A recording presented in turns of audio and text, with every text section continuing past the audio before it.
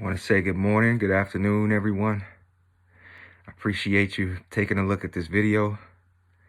I wanted to follow up from my video yesterday, update you on my condition, any symptoms that I may have had since yesterday, and how I'm faring. I did want to take the time first, though, to thank you for all the prayers, all the warm wishes and suggestions that you had. All the love that you show is greatly appreciated. You know, I know that a lot of us are quarantining. Some of us have to quarantine more than others, which means I'm pretty much stuck in this bedroom and this bathroom that I have right here. So I have a small world, and I appreciate you keeping me in your thoughts and prayers to make me feel like I'm more connected out there in the world. I truly do appreciate it, and I truly do read all the comments. I wanted to send a quick message because I know a lot of you are telling me that I should be back in the hospital, that I should be down there raising Cain until I get a test. Look, the only profession that we expect our administrators or our people to bring in their own supplies in is the teaching profession. And even that's unacceptable. Now, I don't want to get very political with this, and I'm not going to share too much of an opinion because I'm just here to give you facts on how I'm feeling. But I do want to say that my primary care physician is an amazing doctor. The doctors that saw me down at the hospital are doing a hell of a job. They really are. It's not their fault that they don't have the necessary equipment to provide the test. They are coming to work and they are using the supplies that they are given, and they are prioritizing who can they see based off of that. And that prioritization is not set by the doctors. It's not set by the nurses. It's set by the administrators. And it's set by the administrators based off of what supplies they have. So if the supply chain doesn't provide them with enough tests to test everybody, or ventilators,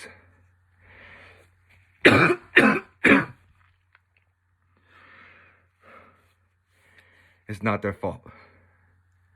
So shout out to the medical professionals. I got two sisters out there on the front line. One at a state home, and one out there dealing with the hospitals. And one of my sisters is taking care of my dad too, who has a pre-existing condition. So I love y'all to death. Thank you for being on the front lines, and thank you for doing what you're doing. Another word real quick about PPE. When I was seen in the hospital that night, you know, I want you guys to understand why we have a PPE shortage. When I was seen in the hospital the other night, before the nurse came or the doctor came in the room, they had to put on gloves. They had to put on a gown. They had to put on a mask. They had to put on a face shield. When they left that room, they had to de-gown. They had to de-glove. They had to take off the face mask. They had to put it in a trash bin so as not to contaminate other people. So every time somebody came in that room to see me, they had to gown up and de-gown. So I appreciate everything that you guys are doing. I appreciate your understanding and compassion for those that are out there on the front lines. All right, this problem is bigger than them. So, real quick about my symptoms. Obviously, I still have some shortness of breath. I still have a cough. I still have the burning all the way down through here. I'm extremely exhausted. Very tired. About 5 o'clock every night seems to be consistent.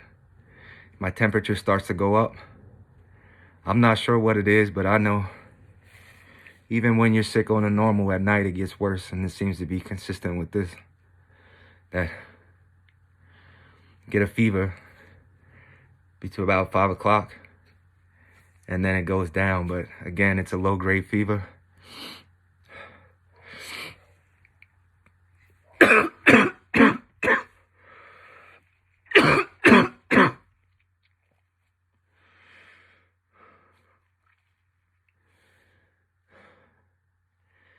fever is consistent.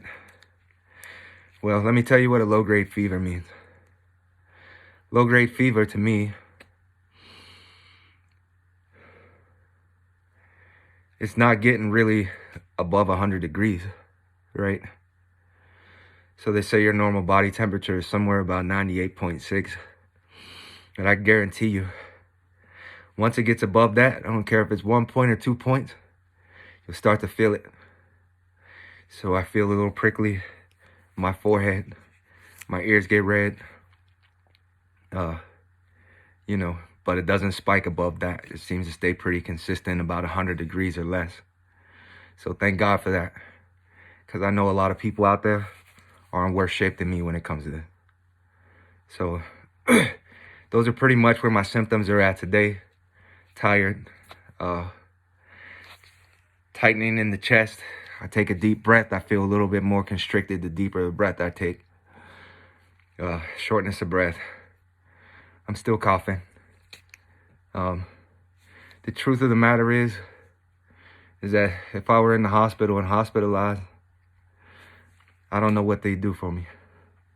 I wouldn't be able to take steam with orange pills in it or sea salt and all that stuff. I would be stuck just dealing with whatever they gave me, so at least I feel like I have a little bit more control.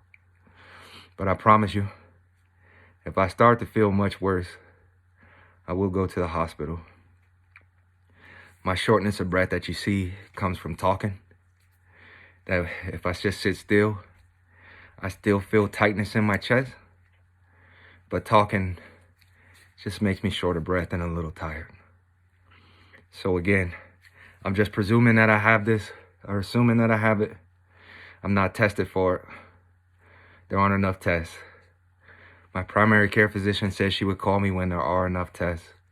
And, you know, we'll go from there. If things take a significantly worse turn, I will let you know before I go to the hospital. You know, it's a matter of, I am one, but I am one of many. I am just sharing my story. Because in the ER, there were more people in front of me, and I was at the tail end of the line. And I think they sounded worse than me.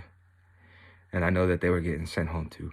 So, for those of you out there dealing with this, as I've seen in the comments, some of my friends, some of my family are dealing with the same thing. Some of y'all that I don't know, just stay strong, man. You know, take the suggestions. Don't be hard-headed. Take people's suggestions, because you don't know what may work and what may not work. Feedback on the steam with the orange peels. It feels great when you're sniffing it. It feels like you're suffocating when you inhale it. Almost feels like you're drowning. So having that steam and that fluid, having that fluid in your lungs, I don't know if it's good or not. But it feels suffocating. But I'll continue to inhale it. Don't have sea salt, but I can't imagine that ionized salt is much different, or the other salt. If it is, somebody tell me, because we're all winging it here. All right. Love you all. Thanks for sharing the story. For those of you that are going through it, stay strong. Heed my warning. Stay inside. Stay inside. Don't go outside. It's on your mailbox. It's on your doorknob. It's on your car door. You don't know where it's at. Stay inside and stay safe, all right? Love you.